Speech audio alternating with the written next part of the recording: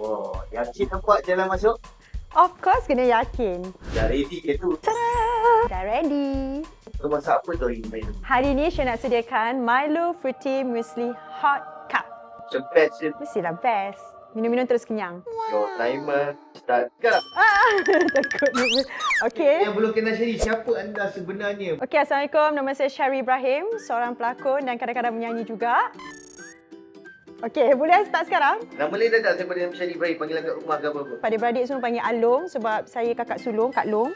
Lepas tu, kena cakap sambil buat Ya, Oh. jalan. Okey, kejap. Okey, lepas tu ada nama lain juga. Nama samaran Ijat. Ya Allah, salah buka. Ijat? Ya. Kenapa jadi Ijat? Sebab nama penuh Syarizat. Okey, kita akan warmkan sebab dia ada muesli.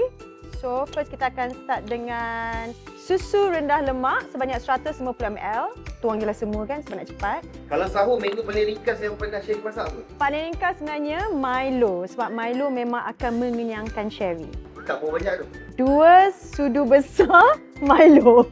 Sebab Sherry suka dia chocolatey. Kalau bangun sahur tu alam tu sekali ke tak banyak kali? Sekali, Sherry jenis bangun sekali. Tak suka snooze-snooze, nanti tak bangun pula. Muesli 2 sudu besar. Paling susah nak jaga apa masa puasa? So far okey, Alhamdulillah. Tak ada yang susah-susah. Tidur atau makan? Tidur.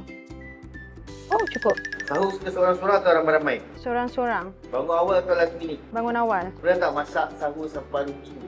Memang tak lah. Terbakar dapur. Okey, lepas tu kita masukkan all these dry fruits and nuts. Sahur dengan family tak? Jarang kalau Sherry balik duduk rumah parents, Sherry akan sahur sama-sama. Sebab sahur tu penting. Sahur sambil berbual atau suka senyap je sahur? Sherry kalau bangun pagi tu tak suka bercakap, jadi dia akan jadi senyap. Makan, solat, tidur.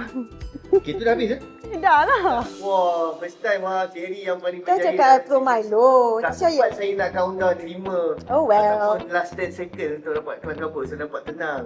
Tunjuk sikit kat kamera hari tu. Milo Fruity Muesli Hot Cup. Tada! Sherry nak tahu tak? Dalam banyak-banyak yang dah buat challenge ni, Sherry orang pertama yang boleh buat under 5 minutes. Serius ke? Iya. Wah, hebatnya. Adakah Sherry akan dapat Milo percuma untuk sebulan? Serius ah? Yes, thank you Milo. Sebelum minum, kena kacau dulu sebab dalam ni ada banyak ingredient. Ada 2 tablespoon Milo, ada dry fruits and nuts, ada muesli dengan low fat milk. Jadi ni semua adalah lengkap ya. Kita minum dulu.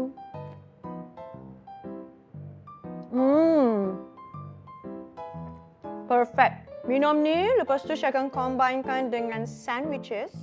Jadi ini adalah hidangan lengkap untuk Sherry untuk kekal bertenaga. Okay, next Sherry nak cabar siapa pula lepas ni? Next saya nak cabar seorang 3P. 3P tu adalah dialah pelakon, dialah penyanyi juga dan dia jugalah pengacara. Nak tahu siapa? Korang rasa siapa? Bagi lagi satu hint, macam susah je ramai yang 3P ni. Alah korang ni. Dia tak lengkap ni, tak ada mic. Nervous. Manakah kita jika kau dan aku tidak sekata? Siapa?